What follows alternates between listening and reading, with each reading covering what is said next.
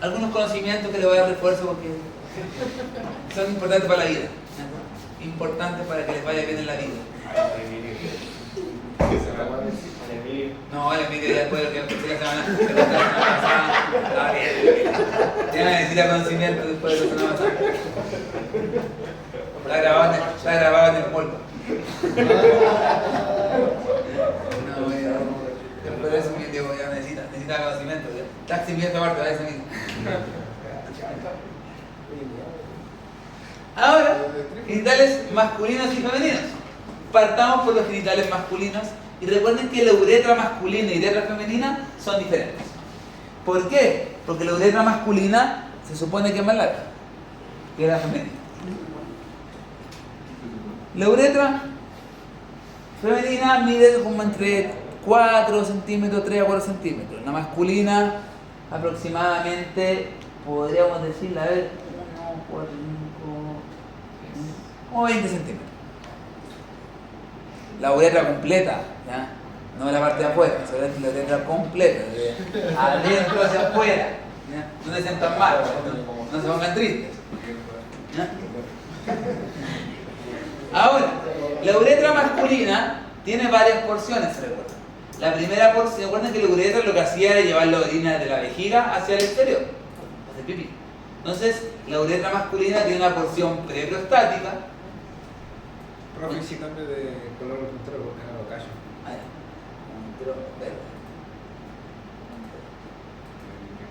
Ahí. Entonces, tengo la uretra preprostática, falta más visión. Preprostática que estaría ahí, que mide 1 centímetro. Y esa uretra preprostática, ¿con quién se relacionaba? ¿Quién lo rodeaba?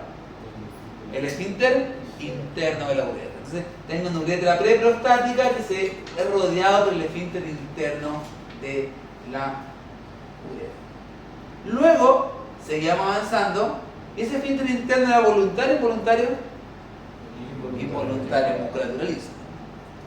Luego tengo este otro músculo que está aquí, esta parte de la uretra, perdón, que es la uretra prostática. 3 a 4 centímetros de longitud, depende mucho del tamaño de la próstata, pero eso más o menos mide, un poquito menos puede ser.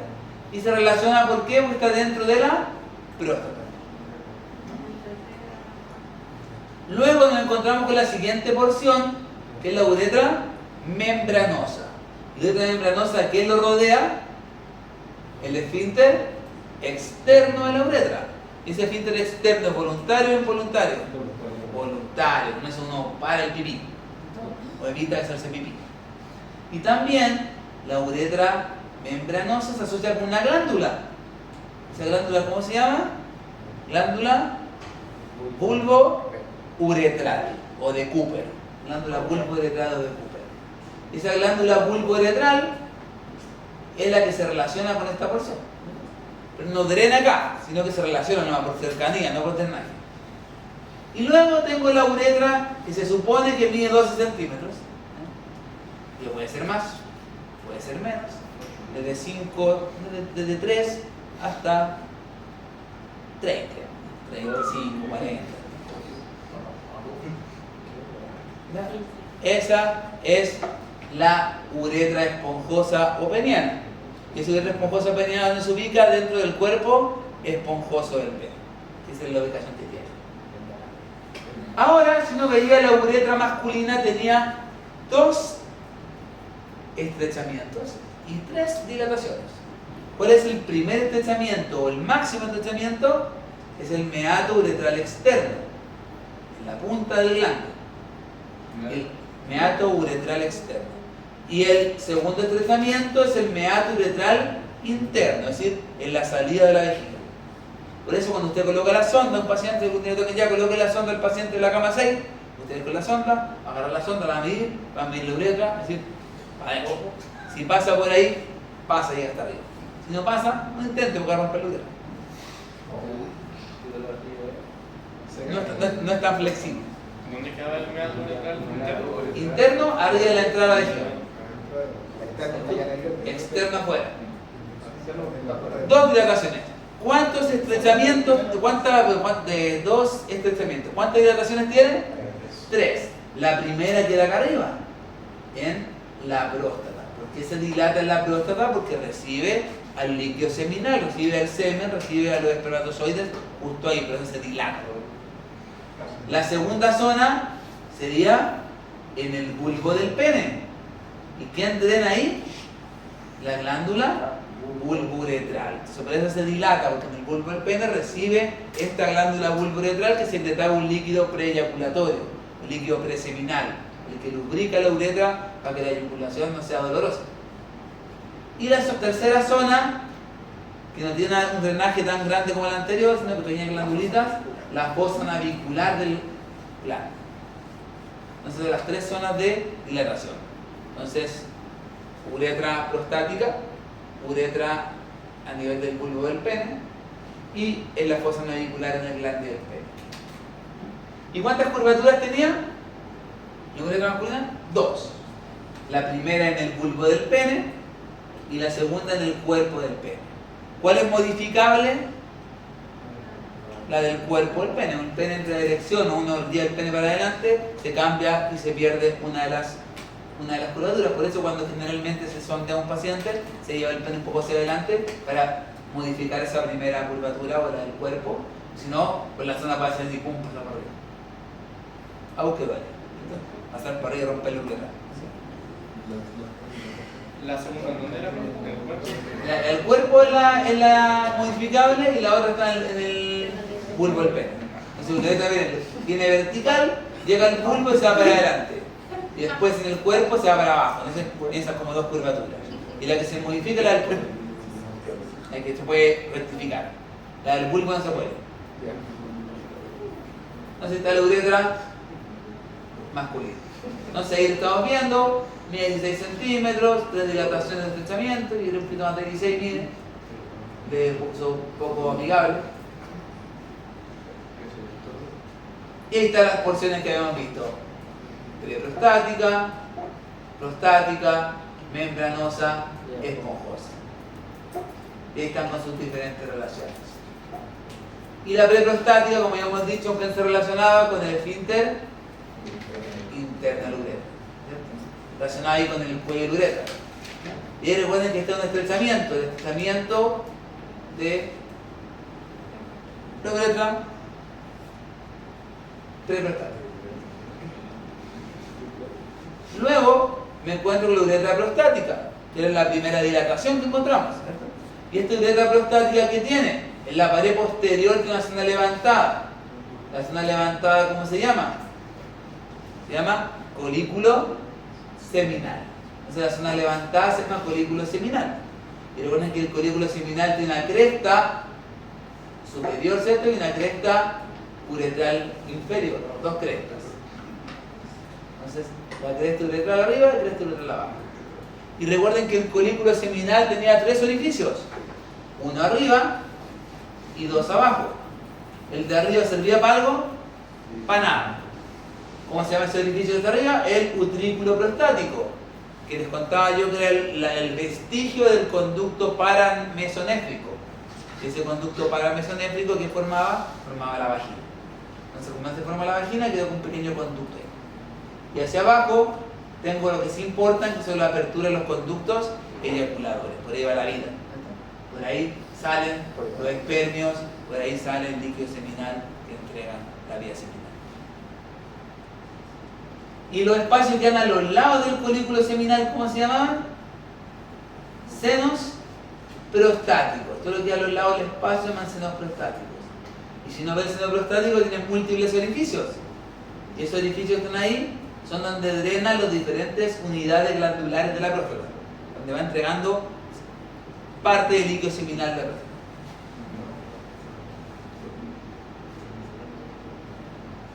Luego tengo la uretra membranosa, que es 1 centímetro aproximadamente. ¿Con quién la rodea? El esfínter externo de la uretra. En el hombre solamente está el esfínter externo de la uretra. En la mujer es un poco más complicada la cosa porque está el uretro vaginal, el músculo compresor de la uretra y el esfínter externo de la uretra. En el hombre, un poco más simple, que se llama esfínter externo de la uretra.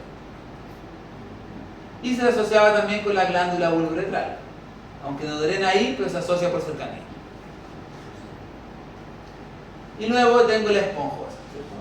está dentro del cuerpo esponjoso del pene. Es la más larga, se supone.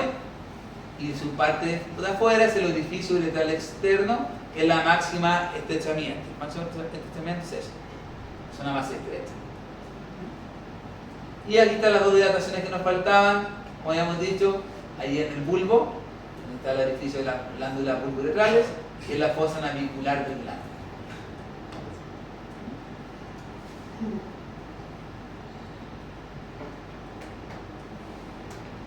Y recuerden que la uretra masculina tenía dos esfínteres, igual que la femenina, un esfínter interno que está más por anterior y un esfínter externo que pasa por detrás de la próstata. Esfínter externo voluntario, inervado por el pudendo, y esfínter interno involuntario, inervado por el plexo hipogástrico inferior. Entonces, el esfínter interno involuntario, hipogástrico inferior, esfínter externo es voluntario e inervado por el pudendo. Y recuerden que para cerrar el esfínter interno, el interno es plexo hipogástrico inferior. Entonces, para cerrar el esfínter, que es la acción actual, simpático parasimpático, para cerrar el esfínter interno se actúa el esfínter o las fibras de tipo simpáticas, es decir, los esplácnicos sacros. Entonces, para poder cerrar el esfínter interno, actúan los esplácnicos sacros que cierran de manera simpática.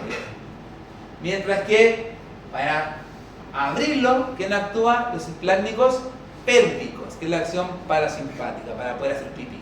Según usted orina, se contrae el músculo de la vejiga, el detrusor, los esplácnicos pélvicos aparte dilatan este músculo o relajan con este músculo del esfínter interno y la orina cae.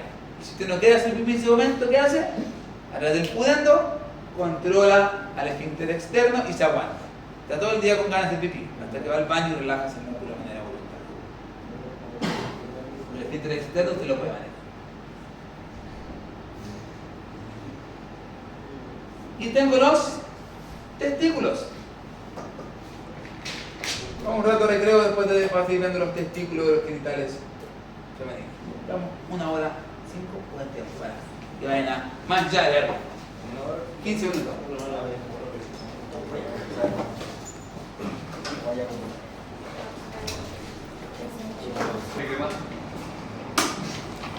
Perfecto. Ya, continuando con los genitales masculinos, tenemos ahora la estructura gonadal masculino, que es el testículo. El testículo es una estructura, un órgano, podríamos decirlo macizo, una glándula, tanto endocrina como exocrina. Ya que el testículo que produce espermios, ¿cierto? Esa es su función exocrina porque los espermios los libera hacia afuera, pero también tiene una función endocrina porque produce hormonas como la testosterona. Entonces también tiene una función hacia el torrente sanguíneo. ¿Ya? Recuerden que el testículo se formó en el retroperitoneo, se formó atrás muy cercano de los riñones y durante la embriología sufrió un descenso hasta colocarse en el escroto, en el saco escrotal. No siempre estuvo afuera, sino que un momento estuvo adentro del testículo y tuvo que bajar por un tema de temperatura. Si se queda arriba, la temperatura no permite la producción de espermio y tiene infertilidad. Entonces lo que hace el testículo, sabiamente, se colocó una bolsa que se llama escroto y se colocó afuera. ¿Para qué? Para que en pelotazo, para que en patadas, para todas cosas, pero así es la vida. Uno versus otro. Fertilidad versus los golpes. Nada que esté descubierto. Los golpes pueden producir infertilidad. Sí, es algo, por ejemplo, inflamación y todo. Mucho golpe, claramente. Un golpe no a la general. Pero si le pega todo el día, le pegan todos los días patadas, pues hay factores de riesgo para producir infertilidad. Me dicen golpe genera inflamación y generar inflamación genera aumento de temperatura, eso también puede generar. Ahora, estos testículos, cuando no descienden, cuando no bajan por el conducto inguinal, cuando bajan durante el abdomen, quedan arriba, se denomina criptorquidia. Si escuchan que un niño tiene criptorquidia por el no descenso testicular. Eso es la criptorquidia.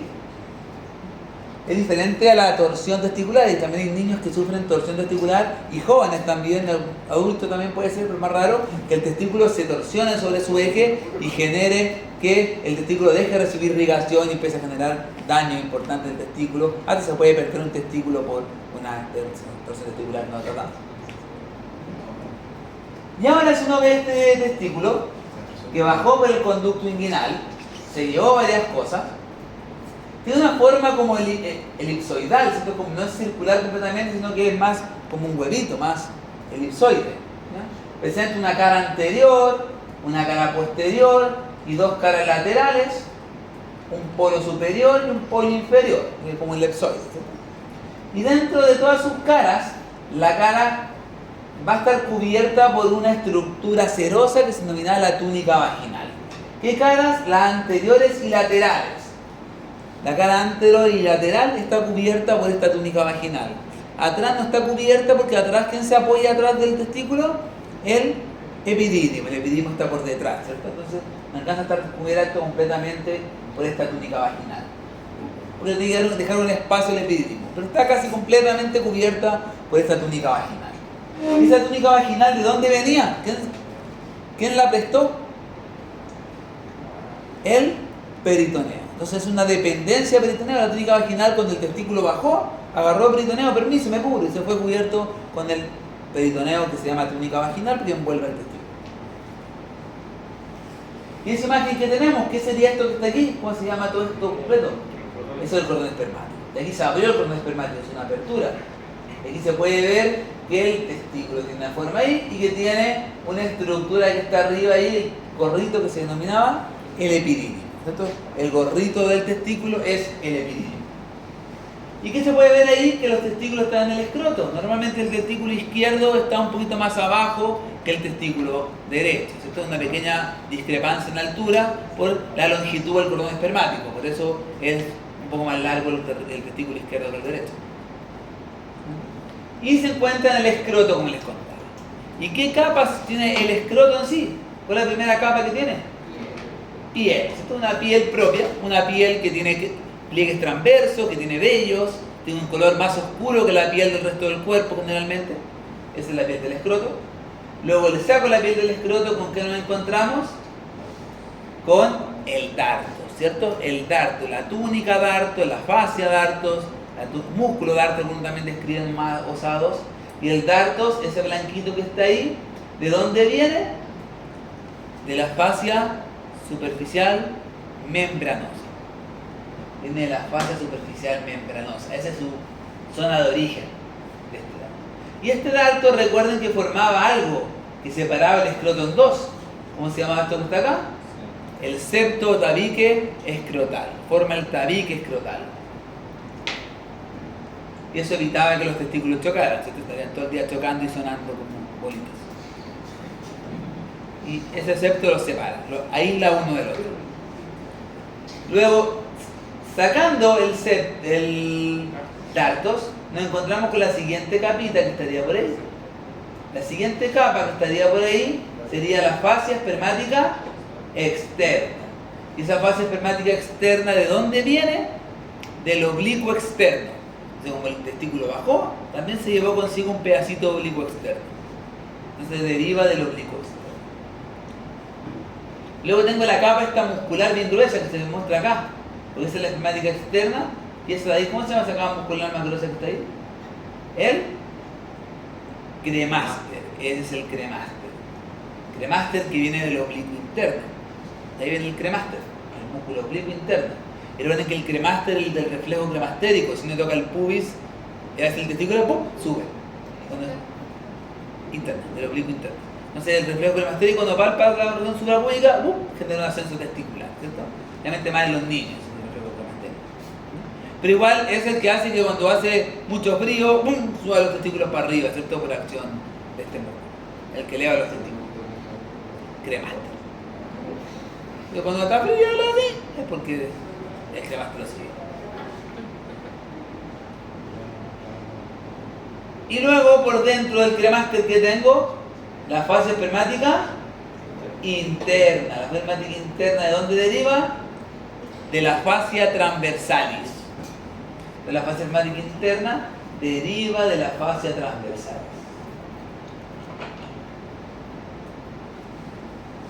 Y luego me encuentro con la fascia que cubre, o la túnica que cubre el testículo, que era la túnica vaginal, que venía del peritoneo. Y si saco la túnica vaginal, ¿cómo se llama la túnica que es propia del testículo, que siempre vino, siempre la tuvo? Túnica albuginea. Y esa es la última capa, la túnica albuginea, que cubre al testículo.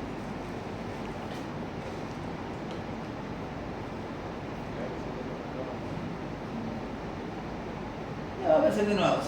Y esta es la embriología. Octavo semanas de vida, 2 meses de gestación. 11 semanas de gestación, casi 3 meses. Y miren cómo los testículos van bajando a través del conducto peritoneo vaginal, ¿cierto? Por el gobernáculo testicular de reacción. Y ahí, al 4.º mes, ya el testículo está ahí, ¿cierto? Casi bajando. Y al 8.º mes ya está descendiendo hacia el escroto, como pueden ver, por el conducto inguinal, tirado por este gobernáculo testicular, que después se transforma en ligamento inguinal. Ligamento escrotal, perdón. Y ese ligamento escrotal, el que pega el testículo al escroto, evita que se vaya para arriba mucho, si no el que más te lo tiraría para arriba. Entonces, y ese se llama el gobernáculo testicular, que es el que permitió que bajara el testículo, ¿ya? Y eso se transforma después en ligamento escrotal. Y como les contaba, cuando queda arriba es la criptorquidia. La criptorquidia genera infertilidad porque claramente el testículo está a una temperatura superior a la que debe tener. Pero no hay la posibilidad de que a través de operación... Se baja, normalmente lo que hace el neonatólogo sería palpar los escrotos del bebé y ver cómo están, si están los testículos ascendidos, si no, ver dónde quedó atrapado el testículo. Después quedar justo en el conducto inguinal, y es súper simple, lo bajan rápido, puede quedar un poquito más arriba, una presión un poco más larga, pero depende de la zona donde. Y siempre se baja, la idea es que lo encuentre y baja. Y si quedó arriba, más difícil. Y hay un lindo testículo, donde pueden ver que el testículo, ¿cómo se llama la capa que era propia, la que está aquí? Túnica albuginea, ¿cierto? En la cápsula del testículo. Y esa túnica albuginea pueden ver que hacia adentro genera diferentes tabiques. Y esos tabiques que van a separar, que irían entre medio de los tabiques, los túbulos seminíferos. Entonces tengo dentro del tabique los túbulos seminíferos. Y la pared posterior, ¿cómo se llama la zona que está ahí? Eso se llama el mediastino testicular. Y ese mediastino testicular es como el hilio del testículo, la puerta de entrada, ¿cierto? Donde confluyen todos los tabiques. Y esa zona como mediastino es donde entran y salen cosas del testículo.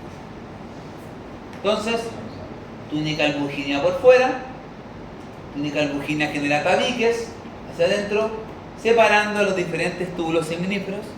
Recuerden que los túbulos seminíferos que producían espermios, esa es la función de los túbulos seminíferos, producir los espermios. Y pueden ver que en la parte posterior del testículo está esta zona que se llama el mediastino testicular, donde están saliendo y entrando las estructuras del testículo.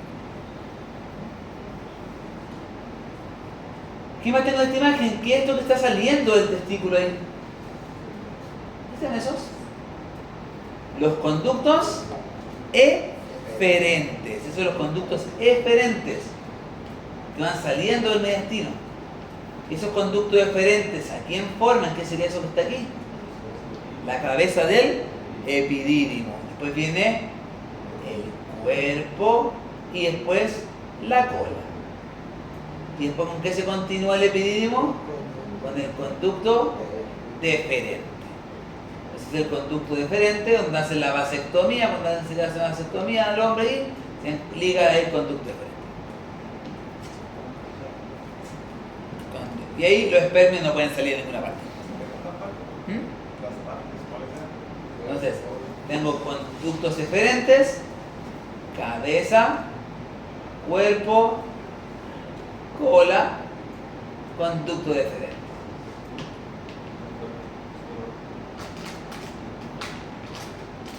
¿Y cuál es la función del epidídimo? Almacenar y madurar espermios. Los espermios ahí se transforman en espermatozoides maduros, listos para su acción, que es ir a fecundar un ovocito. millones de espermios por eyaculación. 10 millones, 11 millones, 20 millones, 30 millones, 50 millones, depende de la persona, para poder ir a fecundar un solo ovocito. Tuvieron que pelear, ¿ven? Ustedes tuvieron que pelear para lograr llegar a destino. Según la biología somos la mejor opción. Y nosotros elegimos para La mejor opción, churro, que estaba para la otra cama. Estamos mal, estaba mal la otra cama, entonces. El Leocito estaba con caña, no sé.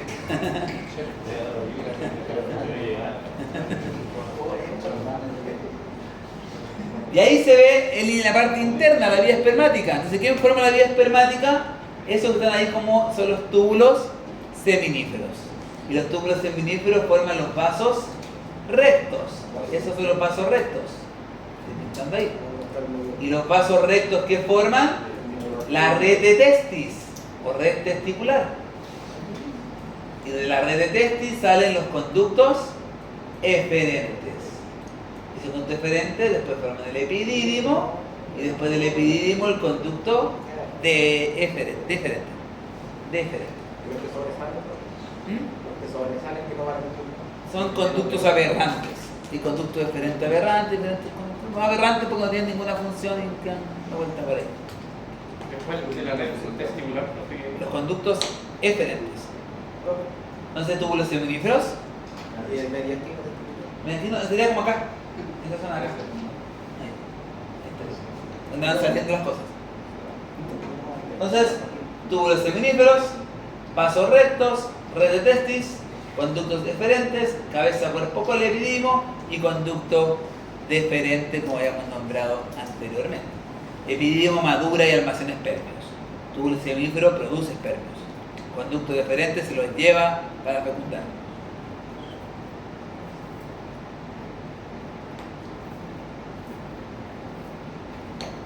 Y como les contaba, los túbulos seminíferos están rodeados por la túnica albugínea que tiene este tabique y va separándose. El conducto de la bombilla. Y el epidídimo, habíamos dicho, ¿dónde se ubica el epidídimo? En la pared posterior superior del testículo. En la cabeza está en el polo superior y el cuerpo baja por posterior, solamente por atrás del testículo epidídimo. Y después se continúa hacia arriba con el conducto deferente.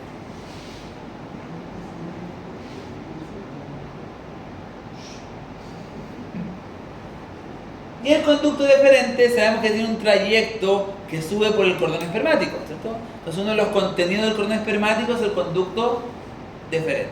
Sube por el cordón espermático, se mete al conducto inguinal, sale por el conducto inguinal y ahí el cordón espermático como que se abre.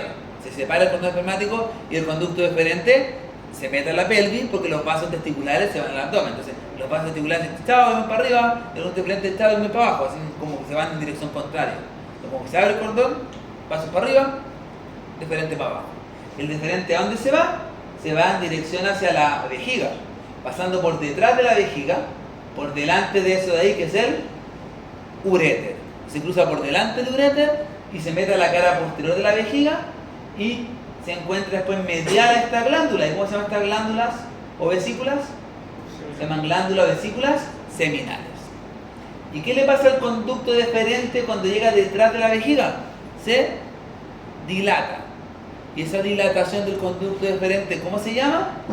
Se llama ampolla del conducto deferente. La ampolla del conducto deferente. Y esa ampolla del conducto deferente, cuando se junta, como ustedes pueden ver ahí, con la vesícula seminal, que forman el conducto eyaculador. Y el conducto eyaculador es el que atraviesa la próstata y drenaba la uretra prostática, como habíamos visto en la uretra prostática. Entonces, conducto deferente sale del cordón espermático, se va hacia anterior e inferior porque se mete hacia la pelvis, se coloca detrás de la vejiga, pasa por delante del uréter, lo cruza y después se coloca medial a las vesículas seminales donde se dilata y forma la ampolla del conducto deferente. Y la ampolla del conducto deferente se junta con las vesículas seminales y forma el conducto eyaculador. ¿Cuál es la función de las vesículas seminales? producir líquido seminal. Entonces las vesículas seminales producen este líquido seminal, que sea como un panal de abeja.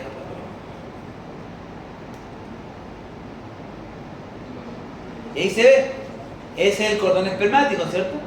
Y el cordón espermático, ¿qué capas no tiene? Que sí tenía el testículo. No tiene túnica vaginal. Muy bien, porque acuérdense que la túnica vaginal se cortaba, porque se corta el conducto peritoneo vaginal, y si ese conducto peritoneo vaginal queda abierto, empieza a generarse un hidrocele. Y en el hidrocele, el líquido del testículo. Como comenté, volumen del testículo, porque se acumula líquido de la cavidad peritoneal. Entonces, la comunicación que tenía con el peritoneo se corta. ¡Pum! Entonces, el cordón espermático no tiene peritoneo. El peritoneo está en el testículo, como túnica vaginal, y está arriba, dentro del abdomen. ¿Y qué otra capa no tiene? Si tiene cremaster, el cremaster va todo del testículo hacia arriba, porque el que sube no tiene albuginia, claramente porque la albuginia es propia. La albuginia es propia del testículo. Entonces, el resto las tiene casi todas. Las tiene todas. Entonces, por eso aquí se ve como que como que está morado, esa es la túnica vaginal. ¿Y ven como que se cortó ahí? Y se cortó la túnica vaginal, no se dio por el cordón espermático. Entonces, aquí se ve el conducto deferente con su arteria. ¿De dónde viene la arteria del conducto deferente? Ahí se ve la arteria del conducto deferente, ven que acompaña. Decíamos que venía de la vesical superior. Normalmente la arteria del conducto deferente viene de la vesical superior. ¿Puede venir de la vesical inferior? Puede ser también, pero vesical superior normalmente. Entonces, un contenido del cordón espermático es el conducto deferente con la arteria del conducto deferente que la acompaña.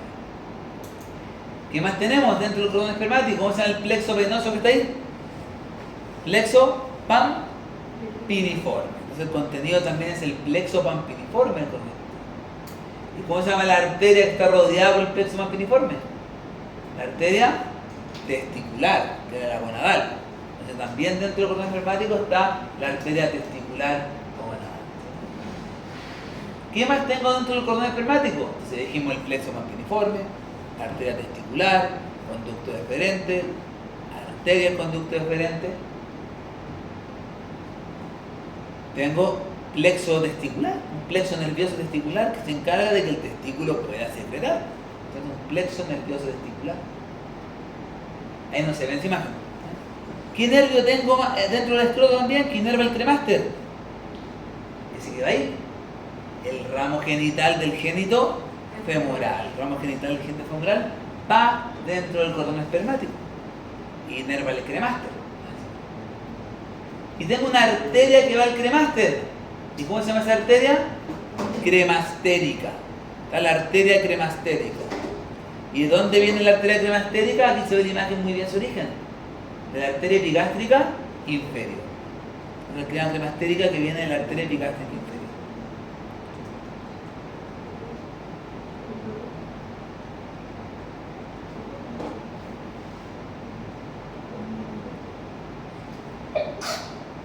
Salud.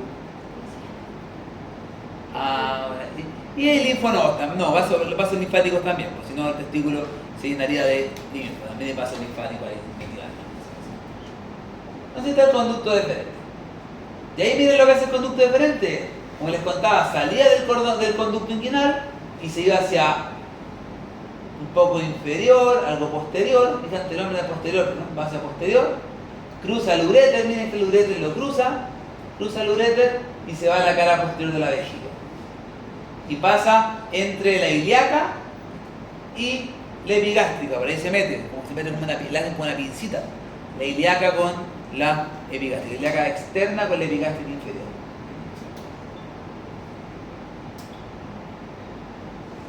Y la glándula vesícula seminal, ¿qué hace?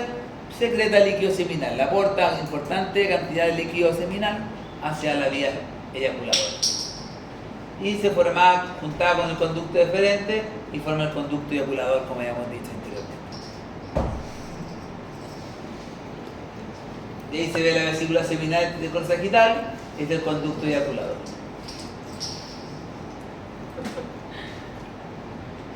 Y la próstata, acuérdense que la próstata es una glándula impar, es una sola glándula que queda bajo la vejiga. delante del recto. Por eso, para poder palpar la próstata se hace un tacto rectal. La mejor forma de evaluar si hay o no cáncer de próstata. Hay una forma que es el antígeno prostático, pero indirecto, porque claramente si el antígeno sale alto es porque hay cáncer. Entonces normalmente uno puede sospechar antes con una palpación de próstata, puede decir, está dura, tiene nódulos, entonces es un factor de riesgo, decir, puede ser que la próstata tenga algo. Y si no la pilla a tiempo, decir, ya la sacamos.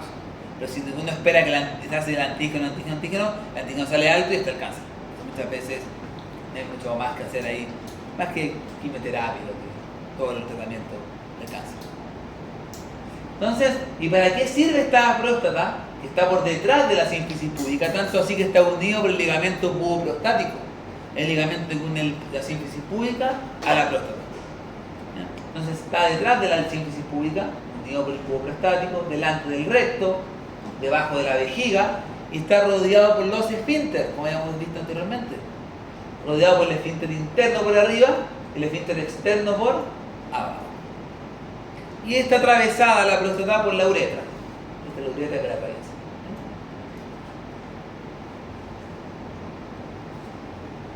Y dentro de esta próstata que hay glándulas, unidades glandulares, que son varias, 30, 40, pueden ser un poco más, un poco menos.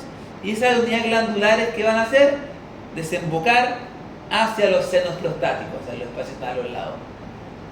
Justo en la cara posterior de la uretra. En esos senos prostáticos van a desembocar y aportar con una cantidad de líquido seminal. Aporta, esa es su función, aportar con líquido seminal.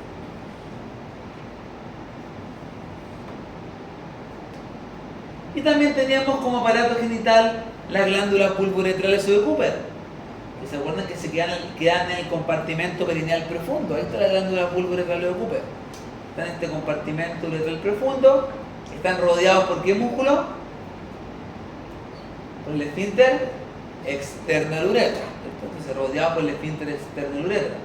Y su conducto, ¿dónde desembocaba? En la uretra esponjosa, específicamente en la parte membranosa. No, en la parte, perdón, del bulbo, la parte vulvar. Entonces desemboca en la uretra esponjosa, en la parte del bulbo del pene. Y como les decía, secreta el líquido preseminal, este líquido lubricante del uretra. Y lo que habíamos conversado hasta aquí, ¿sí? El escroto, todo lo que contiene, ¿cierto? Lo habíamos conversado. En esta imagen se ve muy bien. La piel, la blanquita que sería ahí, el dartos, luego la que está de color verde, espermática externa, la que está de color rojo, cremaster, la que está de color azul, espermática interna, y la que está de color morado, túnica vaginal que está por anterior y lateral, y atrás no está, ¿cierto? No está por atrás. ¿Qué sería eso? El epidimo. ¿Y qué sería eso? El conducto deferente con su arteria, la arteria deferencial, ¿verdad? ¿Y qué es lo que está ahí? La arteria testicular. Y eso es el plexo pampiniforme. Y se ve como el mediastino testicular, por eso ahí es el mediastino, están interesando las cosas. Y ahí se ve muy bien esa imagen, el epidídimo, el plexo pampiniforme y el conducto deferente.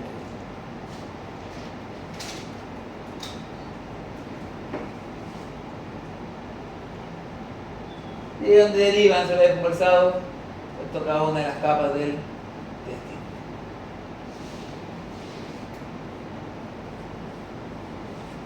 Y ahora dentro del aparato genital masculino nos falta el pene. El pene, recuerden que no es solamente un órgano reproductor, sino que también es un órgano urinario. En el caso de masculino, la uretra cumple doble función, urinaria y reproductiva. En el caso femenino, solamente urinaria. La uretra solamente sirve para hacer pipí. En el caso del hombre, para hacer pipí y para la eyaculación, para la reproducción. ¿No? Recuerden que la posición anatómica del pene no es en posición relajada o flácida, sino que es en erección. Esa es la posición anatómica del pene. Por eso como que cambia un poco las caras. La cara ventral con la cara dorsal no es la misma cuando están en posición erecta o no erecta. Entonces, si uno lo ve, ¿qué tiene el pene? El pene tiene dos partes. Una parte fija y una parte móvil. La parte fija es lo que está pegado al hueso o a la parte del perineo. Y la parte móvil es lo que está libre hacia anterior. Si uno ve el pene, va a decir, no, mi pene es mucho más que esto. Hay una parte que no se ve, es lo que está dentro. Ahí sí puede sacarse el pico. Tenía que le doy, para que no den vergüenza. Ahora, la parte fija del pene. Desde la parte fija del pene tiene una raíz, ¿cierto? Que está formada aquí por los pilares del pene y un bulbo del pene. Los pilares son dos, uno a cada lado. Y los pilares, ¿dónde se fijan? A las ramas isquiopúbicas. Entonces los pilares del pene se fijan en las ramas isquiopúbicas. La parte central es el bulbo del pene. Los pilares del pene, ¿con qué se continúa hacia adelante? ¿Con qué cuerpos? Cavernosos. ¿Y el bulbo del pene en qué se continúa? Con el cuerpo esponjoso. Entonces, el bulbo del pene se continúa el esponjoso y los pilares por el cuerpo cavernoso. ¿Y el bulbo del pene? ¿Qué le pasa hacia adelante? Se dilata. ¿Y qué forma? El glande. Entonces, la parte dilatada del pene es el glande del cuerpo esponjoso. Y se puede ver muy bien el glande. Ahí se ve el meato uretral externo. Ahí se ve el meato uretral. Y queda en el vértice del glande. Y el glande tiene una corona alrededor que tiene pequeñas glándulas sebáceas y hacia dorsal que tiene aquí tiene el frenillo. Hacia dorsal se encuentra, hacia ventral, perdón, se encuentra el frenillo, hacia anterior, hacia ventral se encuentra el frenillo. ¿Y a quién se une el frenillo? ¿Cómo se llama la piel? Al prepucio. Entonces la piel del pene aquí, del glande, se llama prepucio.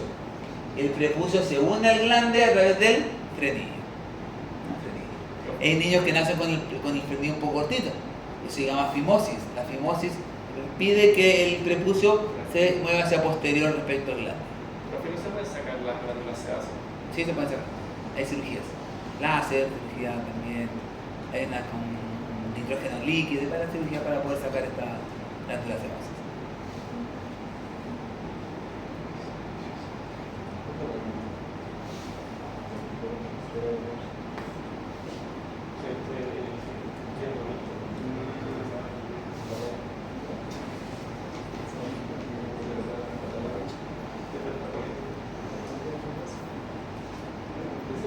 Y la religión judía, ¿no hay ningún judío aquí?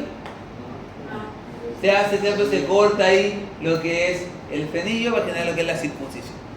Se circuncida ahí lo que es y lo que hace que el glande no tenga cubierto, no tiene prepucio sobre él. Entonces los niños con efimosis de la religión judía se corta eso. Hacen una cirugía. Queda descapotable. Eso me dijo una vez una alumna.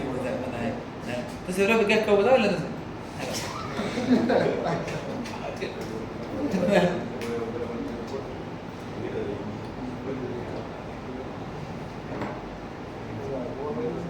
Y es lo que hemos visto, el cuero esponjoso central. Recuerden que el cuero esponjoso tiene en su interior la uretra. Entonces es sumamente importante el esponjoso porque está la uretra en su interior. Y el cuerpo cavernoso que tiene en su interior, la arteria profunda del pene. Esa arteria profunda del pene es la que permite principalmente la erección. La erección es porque el cuerpo cavernoso se llena de sangre, se ingurgita de sangre, ¿cierto? Y el cuero esponjoso también tiene sangre, pero no tanto porque tiene que permitir que la uretra tenga un espacio para poder eyacular. Pero si se llena, se pone muy duro el esponjoso, no hay eyaculación.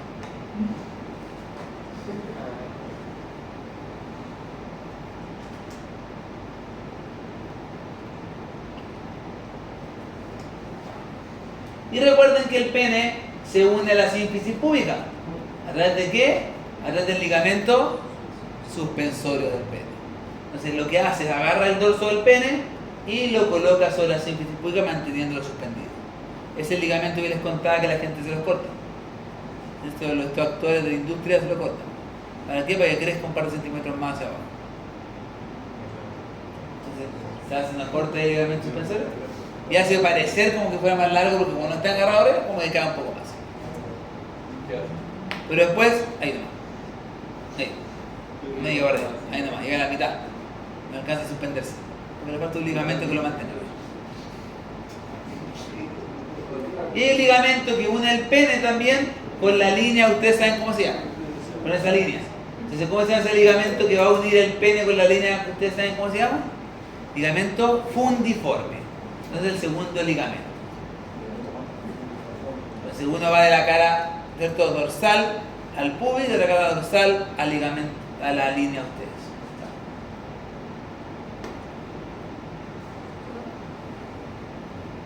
Y ahí está la parte distal, ¿cierto? El glande, como han visto, ahí está el frenillo, la cara ventral, ahí está el prepucio, ahí está el meato uretral, el glande, recuerden que tiene corona, esa es la corona del glande, debajo de la corona está el surco banalo-prepucial,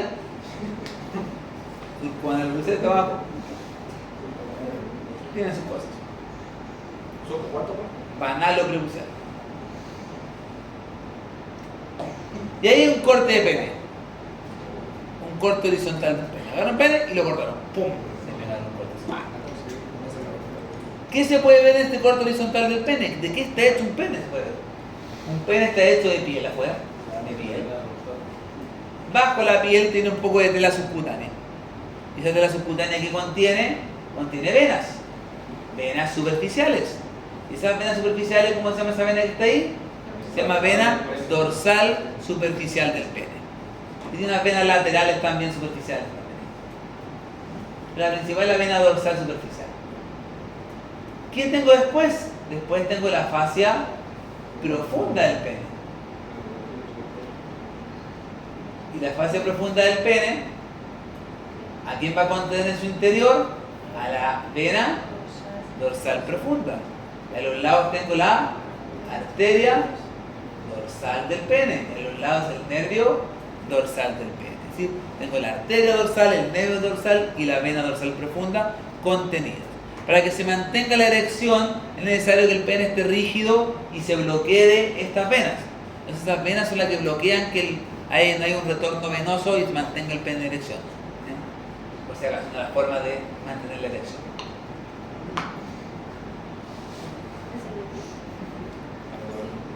Y ahí los cuerpos cavernosos que tienen unos ojitos, los ojitos la arteria profunda, este es el esponjoso y el esponjoso tiene la uretra en su interior, tiene una uretra en la parte central. ¿Y cómo se llama la fascia que cubre íntimamente al pene? La túnica albuginea. También tiene túnica albuginea que cubre los cuerpos cavernosos y esponjosos. Y les contaba que era una túnica que se rompía, ¿cierto? Se rompía generalmente cuando el pene entraba, se doblaba. Y genera las fracturas de pene, fracturas dolorosas. Y en urgencia el paciente con un pene inflamado, con una berenjena, morado, diciéndole que algo le pasó. Se le fracturó, pues. Se le rompió la túnica albuginea. Se sutura, se drena y se venda y se manda para la casa. No lo ocupe. Entonces cuidado porque si se rompe. ¿Qué? Un par de semanas. ¿Cuándo se descubre? Después del trauma no sé, pero el trauma de... Ponele un mes y medio y pasa el día. Profe, ¿por qué se le llama fractura superior? No sé, en verdad una fractura ósea, no es una ruptura de la túnica albuginea. El nombre viene porque como que se rompe, pero no es una fractura real. No está el hueso peniano. Aunque hay un animal que tiene hueso peniano. Y eso con el pene del hombre. Entonces, ¿de dónde viene la arteria dorsal del pene? ¿De dónde viene la arteria dorsal del pene? De la arteria pudenda interna. Entonces, la arteria dorsal del pene viene de la arteria pudenda interna. ¿Y dónde viene el nervio dorsal del pene? Del nervio pudendo. Entonces, el pudendo es importante para la sensibilidad del pene. Ustedes compriman su región glútea sobre una superficie compunta. En un momento van a empezar a sentir que se empieza a dormir. Se duerme el pene. ¿Por qué? Porque están comprimiendo el pudendo. Cuando está mucho rato sentado, a veces pasa así cuando estamos, entonces es muy dura. Justo el pudendo pasa bajo la región glútea. Después pasa. Si a alguno le pasa, no se asusten, tengo primero el pudendo no. Va a despertar en algún momento. Como cuando se le duermen los pies porque está sentado.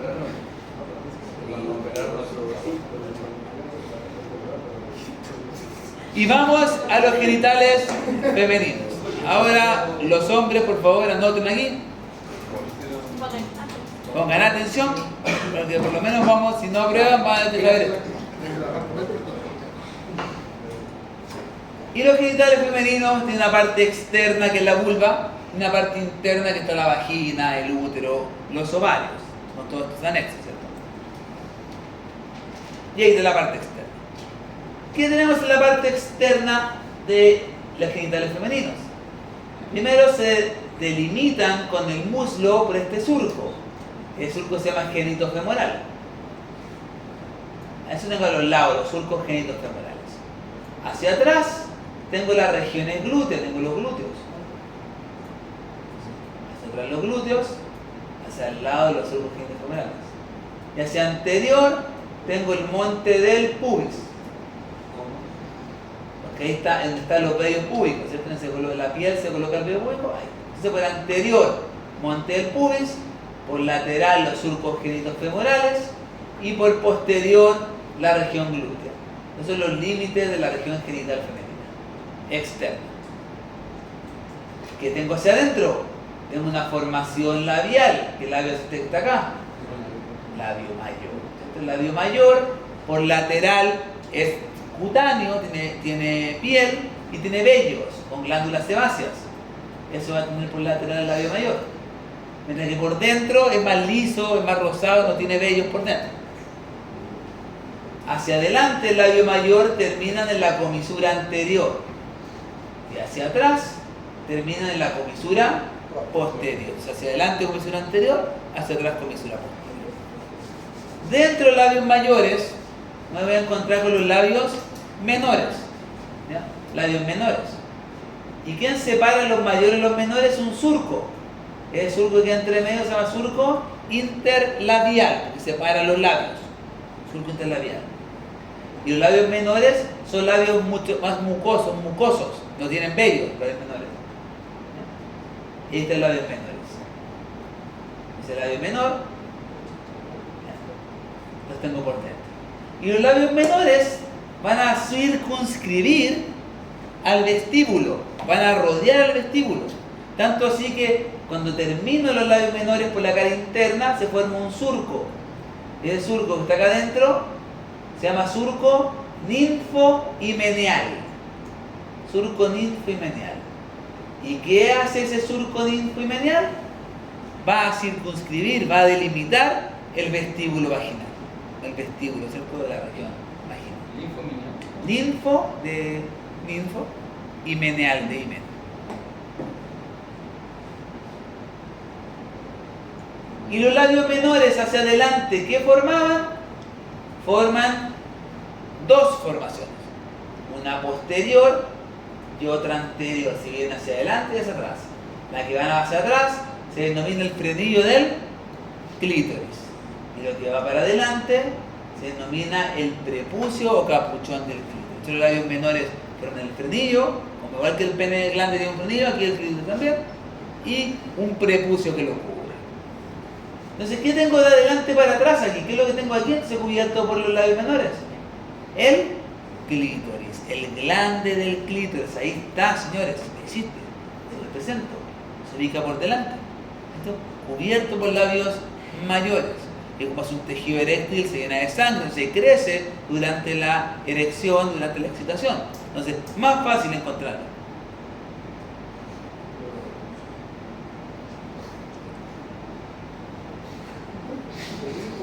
No está en los muslos, no está en los pies.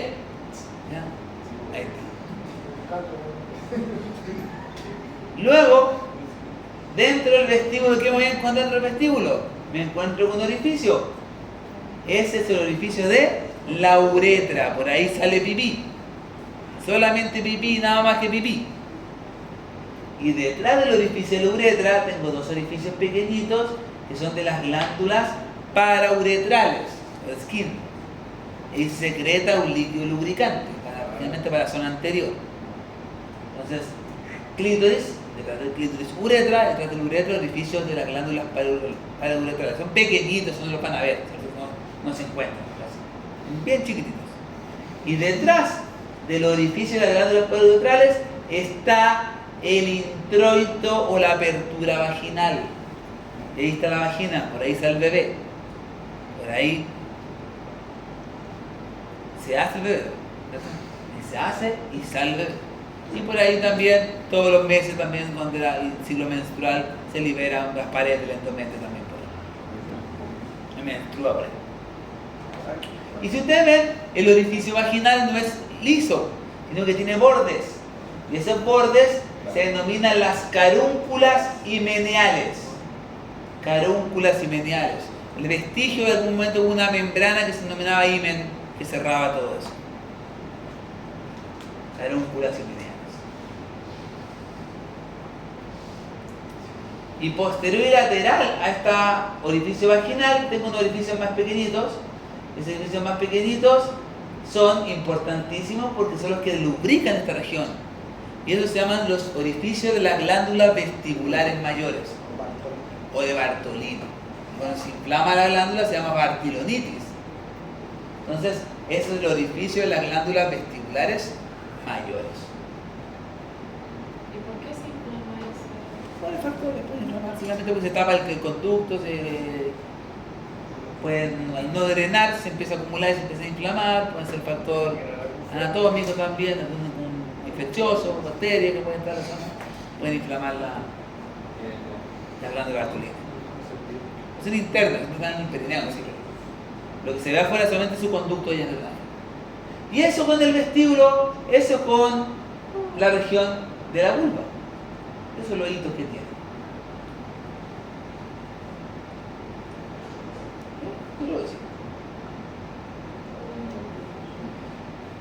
Y dentro de los labios pubendos mayores, como ya hemos conversado, aquí está escrito lo que hemos conversado, ¿cierto? Se encuentran algo, porque en esta zona de acá internamente, que voy a encontrar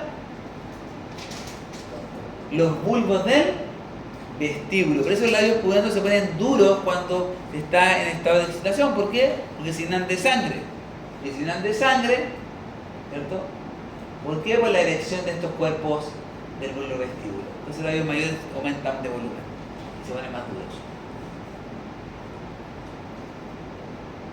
Y dentro de los labios mayores en la mujer se encuentra un ligamento.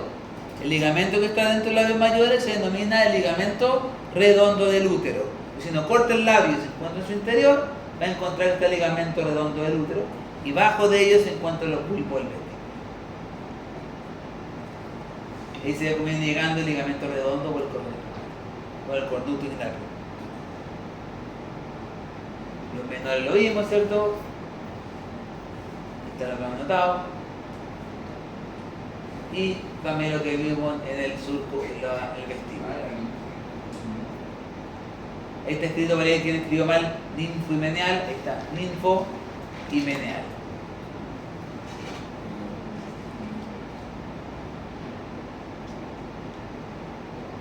Y dentro del tejido eréctil femenino que tenemos, el tejido eréctil, tengo, como ustedes ven, a los lados del orificio vaginal, tengo los bulbos del vestíbulo. Bulbo del vestíbulo. Y hacia anterior tengo el clítoris. Recuerden que el clítoris es más que solamente lo que se ve afuera. Lo que se ve afuera es el glande, o la cabeza del clítoris. Pero el clítoris tiene un cuerpo, ¿está ahí? Y recuerden que el cuerpo del clítoris se une al pubis, el ligamento suspensorio del clítoris, y por las ramas isquiopúbicas van los pilares del clítoris. ¿Listo? Los pilares del clítoris, o raíces del clítoris. Entonces el clítoris tiene pilares o raíces, un cuerpo y un glande. Todo eso es el tejido eréctil. Entonces, si preguntan cuál es el tejido eréctil femenino, el clítoris y los bulbos del vestíbulo. ¿Y el clítoris que tiene? Una cabeza, un cuerpo que se une al pubis, ligamento suspensorio, y las raíces o pilares que se van a la rama isquiopúbica. ¿Cómo se llama el músculo que cubre a las pilares o raíces? Isquio cavernoso. Entonces el músculo isquiocavernoso cubre los pilares, que en el hombre cubría también las raíces, cubría el origen de los cuerpos cavernosos. Y en la mujer, ¿cómo se llaman los músculos que cubren a el bulbo del vestíbulo? El músculo bulbo esponjoso. Entonces el bulbo del vestíbulo se encuentra cubierto por el músculo bulbo esponjoso. Que en el hombre también está, pero cubren al bulbo del pene, ¿cierto? El que van a formar el esponjoso. De ahí se sacó la membrana perineal, se puede ver aquí el tejido eréctil, ahí se ve el bulbo del vestíbulo, ahí se ve el clítoris, ¿cierto? Como forma de clítoris, ¿cierto? Ligamento suspensorio del clítoris. ¿Y qué se ubica detrás del bulbo del vestíbulo? La glándula vestibular mayor de Bartolino, que está secretando su contenido hacia el vestíbulo. Vagina, uretra. Y las glándulas vestibulares mayores, ¿para qué servían? Para lubricar, al igual que las glándulas parauretrales que tienen al lado de la uretra. Entonces, glándulas parauretrales y glándulas vestibulares mayores que secretan líquido que van a lubricar la vagina. Realmente las vestibulares mayores secretan gracias a la contracción del músculo bulbo esponjoso que la cubre. El músculo bulbo esponjoso que cubre las glándulas vestibulares la aprietan y generan que al contraerse y se genera la lubricación de la vagina.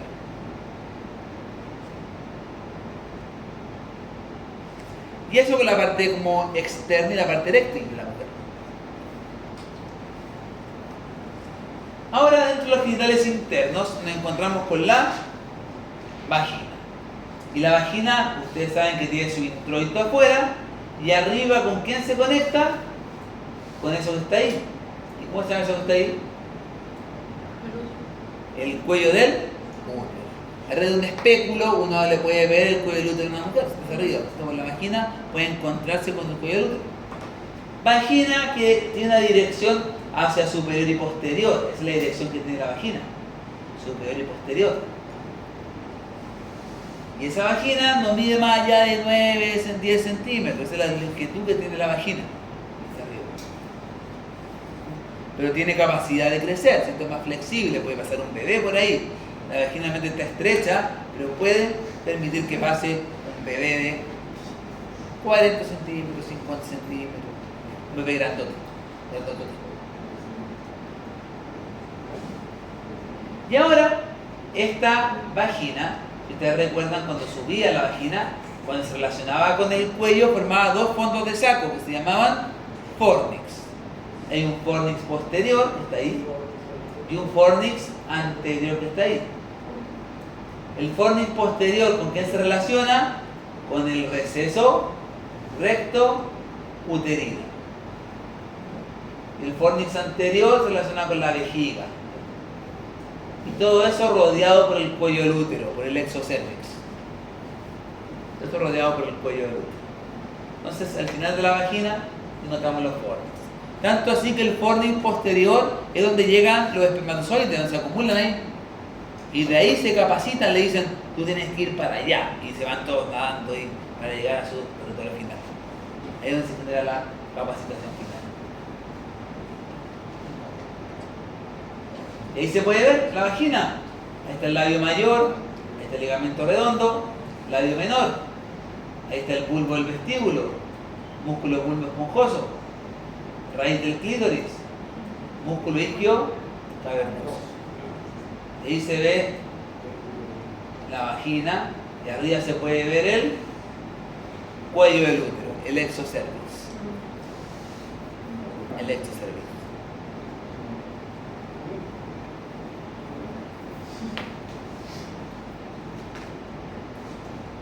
Y ahí se ve una imagen del exocervix. Este cervix, les cuento algo, tuvo hijo. Y este no tuvo hijo. Cuando está redondito es porque no tenía hijo.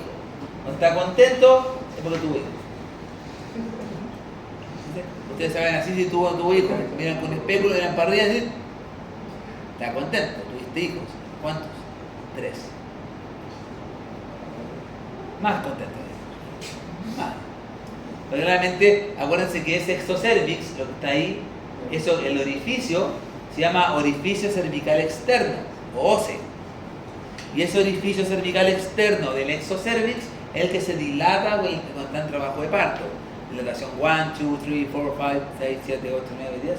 La dilatación se da a través de eso. Eso es lo que mide el ginecólogo a la matrona o matrón. Mete los dedos y a través de un tacto puede sentir qué tan grande está el orificio. Es decir, no, está en trabajo de parto, está en dilatación 4, 5, 6, 7, van a hacer. Así. Gracias a eso. Y recuerden que en esa zona también hay que hacer constantemente el PAP. Lo bueno es que ustedes son de la generación que se alcanzó a vacunar contra el virus papilomano. Yo creo, dentro de la población que empezó, que se vacunó sobre el virus papilomano. Antiguamente la mujer que entraba en etapa sexualmente activa, que no estaba vacunada con esa vacuna, tenía que sí o sí hacerse una vez al año por lo menos un PAP. Y el PAP, que es lo que hacen, raspan un poco el cuello, sacan un protein, sacan un poco del epitelio y ven si existe o no el factor del virus del papilomano, para evitar un cáncer cervicuterino. Es sumamente común igual el cáncer cervicuterino. Y tenemos un útero. ¿Y el útero para qué sirve? Para alojar al feto. Por eso de la anidación. El útero es, antiguamente se llamaba como la matriz. La función del útero es alojar al feto. El útero aquí dice que mide 7 de largo, 5 de ancho y 3 de grosor. Claramente ese útero va a depender de la etapa de la vida. Úteros de un recién nacido chiquitito, ¿cierto? De la pubertad crece, adulta nulípara y adulta que ha tenido hijos es aún más grande. ¿Y qué va a hacer la pubertad? La posmenopausia en la adultez se vuelve a achicar. Por eso el útero del cadáver, ¿cómo es? Chiquitito. Y empieza a achicar posmenopausia. Cuando fue joven era más grande. Y mira hasta cuánto puede llegar a tener de capacidad. 10 litros. ¿Cuánto tiene un bidón de agua? 5. El bidón 20, el bidón grande 20, hay más grande, pero normalmente el bidón que uno compra en el mercado tiene 5 litros, 2 bidones de 5 litros. Esa es la capacidad que tiene el útero de crecer. Por eso en el 9º mes de vida llega arriba y hasta el cifoide, ¿cierto? Y hasta el cifoide y va hacia adelante, todo tira para arriba. Crece. ¿Y cuál es la posición normal del útero? El útero se ubica en la posición, recuerdan, de anteversoflexión. ¿Qué significa anteversión? Que el útero, o mejor dicho, el cuello del útero está hacia adelante respecto a la vagina. Entonces el eje de la vagina va hacia atrás, el cuello del útero va hacia adelante. Más adelante. Pregunta, ¿cuál es la función del piso pélvico? Digamos, el piso pélvico no es la función. Estabilidad a la pelvis. Entonces el piso pélvico es el que sostiene todos los órganos pélvicos, el recto, la vejiga, el útero, lo que se la sostén, la protección, la estabilidad. Entonces dijimos anteversoflexión, anteversión entre la vagina y el cuello, y anteflexión entre el cuello y el cuerpo. Entonces, entre el cuello del útero y el cuerpo del útero está en anteflexión, y entre el cuello, entre la vagina y el cuello, anteversión. Entonces el útero está hacia adelante así, en anteversoflexión. ¿Puede estar en retroversión? Sí. Puede estar en retroversoflexión, retroversión, retroflexión, puede estar en cualquier posición.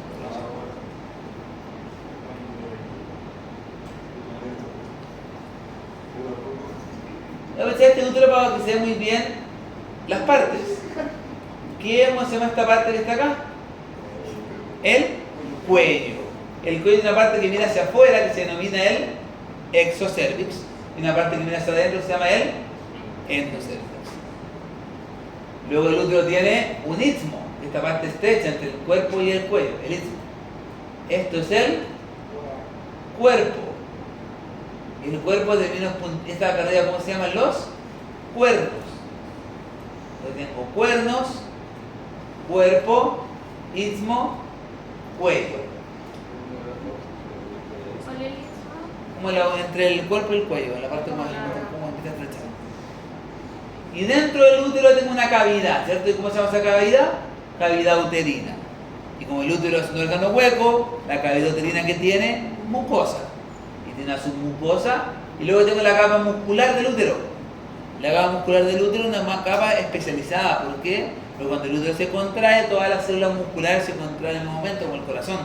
Funciona muy parecido al corazón. ¿Para qué? Cuando puja, sea un puje efectivo y ¡shum!, salga el feto en algún momento. Y por fuera, recuerden que el útero tiene el ectometrio, que sería como el ligamento ancho y todo lo que es el peritoneo. Y el útero, ¿cómo estoy viendo esta imagen? ¿De adelante para atrás o atrás para adelante? De atrás para adelante. ¿Por qué? Porque veo los ovarios. Al ver los ovarios yo sé que estoy viendo de atrás para adelante. Entonces el útero, como dijimos, tenía un cuerpo, un istmo, un cuello, y la parte superior y posterior acá arriba se denomina el fondo. Como el estómago tiene fondo, el útero también tiene un fondito. ¿Y cómo se llaman los extremos? Los cuernos. ¿Y qué sale de los cuernos? Tres cosas. Por arriba, por superior, las tubas. Por antero inferior, ¿no se ve acá? ¿No se ve en el anterior? Por antero inferior, ¿qué sale? El ligamento redondo.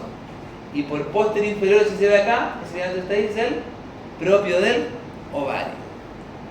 Entonces, tengo en los cuernos por arriba, tuba uterina, anterior inferior, ligamento redondo, posterior inferior, ligamento propio del ovario, o útero ovárico, que es el que está acá. ¿Cómo es ese ligamento que está acá al lado? ¿Cómo es el ligamento que está acá al lado? Se llama ligamento ancho. Es el ligamento ancho que forma el parametrio, o el conocido como mesometrio. Y abajo, ¿cómo es el ligamento que queda por abajo del cuello? Ligamento cervical transverso o cardinal. ¿Y por qué es importante el ligamento cervical transverso o cardinal? ¿Quién ingresa por ahí? La arteria uterina. Se le preguntan por qué va el lugar ingresa la arteria uterina al útero, el ligamento cervical transverso.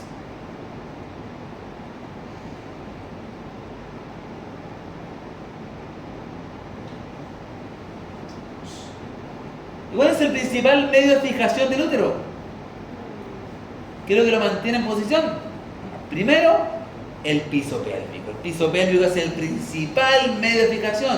Y eso nosotros como kinesiólogos podemos tratar. Somos los que nos encargamos de fortalecer el piso pélvico para evitar prolapsos a nivel de útero, el lapso uterino. El piso pélvico es el número 1. El número 2, ¿cuál sería de la fijación? La inserción vaginal. Es decir, la posición de anteversión. Como está en anteversión, le da una protección y una fijación arriba de la vejiga respectivamente. Después vienen los ligamentos cervicales transversos o cardinales. Son importantes, también fijan porque por ahí ingresan los vasos uterinos. Unen al útero a la pared lateral. Van para el lado. Y tengo unos ligamentos que unen el útero con el sacro. Son los úteros sacros. Entonces, la imagen anterior, ¿qué ligamento sería eso que está acá? Úteros sacros. Úteros sacros. ¿Y el que está acá que dijimos cuál era? Cervical transverso, porque está relacionado con el cuello.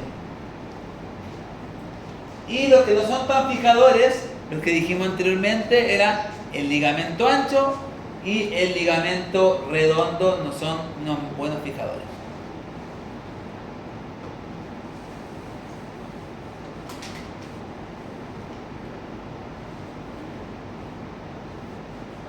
Y ahí sale un ligamento, miren.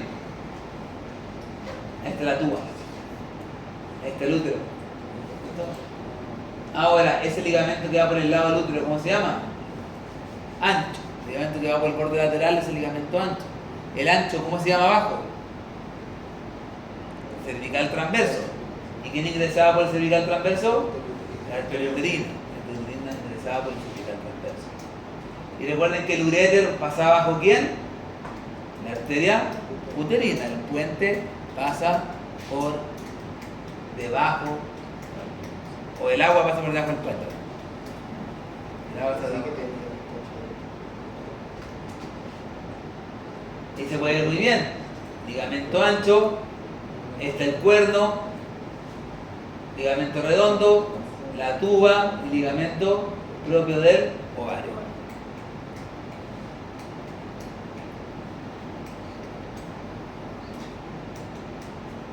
Y ahí se ve muy bien el ligamento útero-sacro. Ligamento útero-sacro que une el cuello del útero con el sacro. Ahí está, ¿qué es eso que está ahí? El ovario. ¿Y eso que va para atrás? La tuba trompa. ¿Y eso que va para adelante?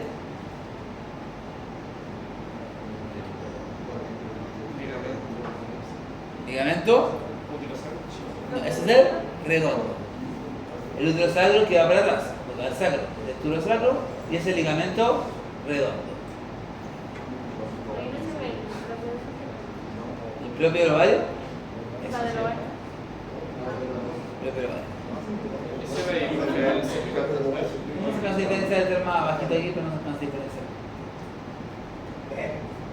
Y recuerden que el piso pélvico y la inserción vaginal es el principal medio de fijación. Piso pélvico primero y inserción vaginal segundo.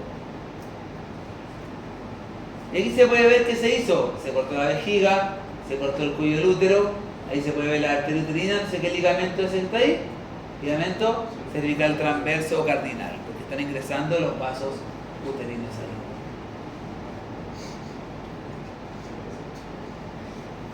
¿Y quién le entrega sangre al útero? La arteria uterina. ¿Y dónde viene la arteria uterina? De la ilíaca interna. ¿Cierto? Y acuérdense que la vagina que lo irrigaba, la arteria vaginal, que viene de la ilíaca interna. Y como decíamos, el útero es un órgano hueco, por lo cual tiene una mucosa que se llama endometrio, un miometrio que es la capa muscular y una serosa que es el perimetrio.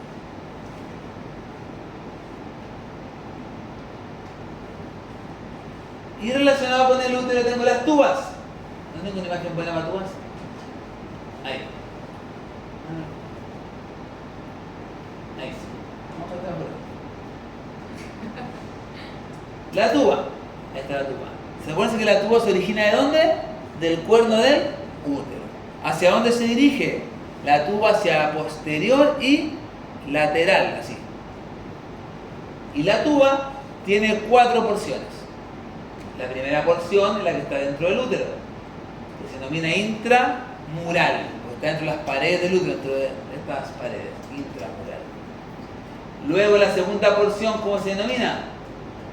Se denomina ísmica, es el istmo. Luego viene la porción más larga, que es la porción ampular, la ampolla. ¿Y qué pasaba en la porción ampular? Se producía la fecundación. Y la parte final se denomina la porción infundibular. La porción infundibular que tiene fimbrias y deditos. Y esas fimbrias, una de ellas, la que agarra el ovocito, lo lleva a la tuba, lo lleva. Ahí espera pacientemente que aparezca un espermatozoide. ¿Cómo quedó? Ese es el dibujante estrella.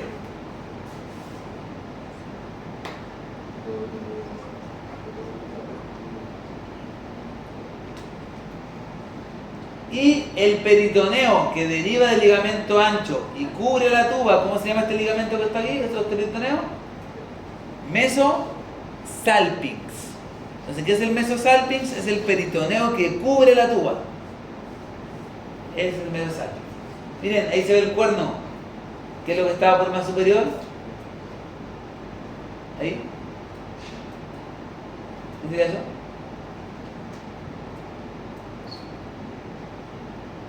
Esa es la tuba.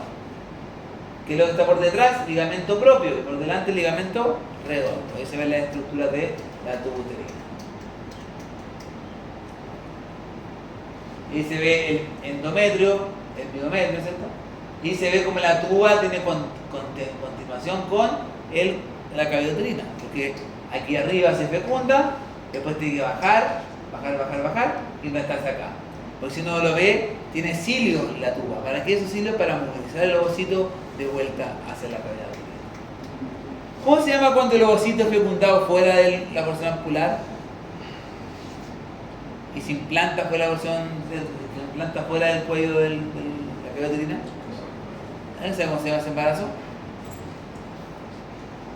Se llama embarazo ectópico. Ese embarazo ectópico es cuando se implanta el embrión fuera de la cavidad uterina. La mayoría o casi todos son no viables, hay que abortarlos.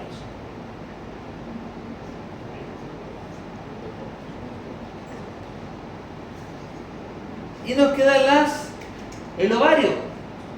El ovario es la estructura gonadal femenina. También te podríamos decir que es endocrino y exocrino. Exocrino, ¿por qué? Porque produce ovocitos. Y endocrino porque también produce hormonas.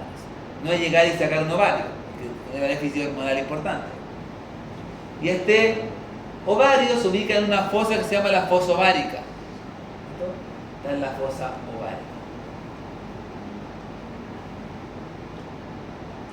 No es muy grande, miden 3 por 2 por 1 grosor, chiquitito el ovario. Si uno lo ve, los ovarios no son lisos, sino que tienen diferentes irregularidades. ¿Por qué? Porque luego cada ciclo menstrual libera un ovocito, cada un mes, cada 2 meses, depende de cómo esté la cantidad, y ve esas cicatrices, esos folículos de Graf van quedando ahí, generando cicatrices.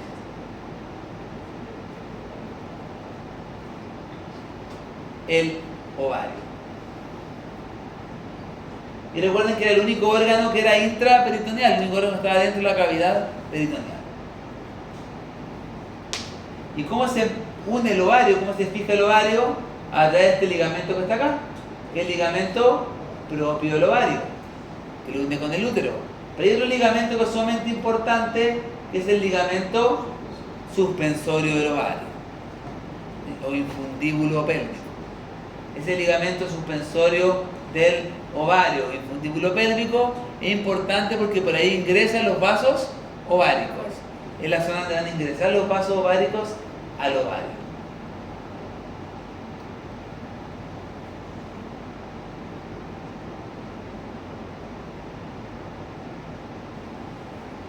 Y hay una estructura que queda en la pared anterior del ovario que se denomina el mesovario, que también deriva del ligamento ancho.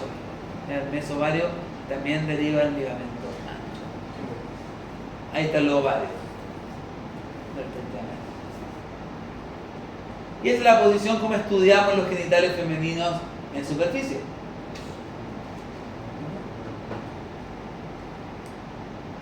Y así se ven en superficie los genitales femeninos. Se ve un triángulo anal, un triángulo genital, y ¿cómo forman esos triángulos? Desde la sínfisis púbica, coxis, tuberosidades isquiáticas, voy juntando las líneas y formo dos triángulos, un triángulo anterior urogenital y un triángulo posterior anal. Ahí respectivamente formando el triángulo. Y en superficie, ¿cómo se ve? Así. Tuberosidades isquiáticas, coxis, monte del pubis, un triángulo anterior más amplio, es el triángulo urogenital, el triángulo que está atrás es el triángulo anal. Ahí se ven los labios respectivamente. Y ahí, como se puede ver en superficie, la proyección de las estructuras. Ahí se ubica el clítoris, el cuerpo del clítoris, las raíces del clítoris o pilares del clítoris. Ahí se ve los bulbos del vestíbulo con la glándula vestibular.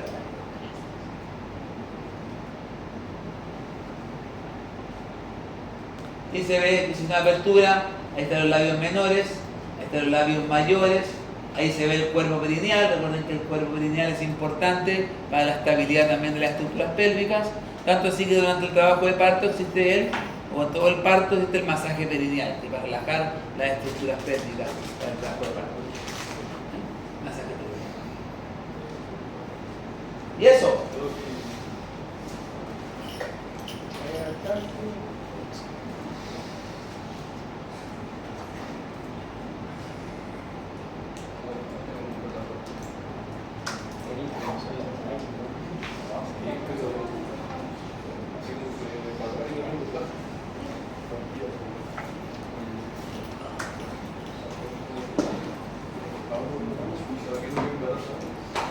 entonces nos queda solamente una unidad. Cabeza y cuello. Y pasamos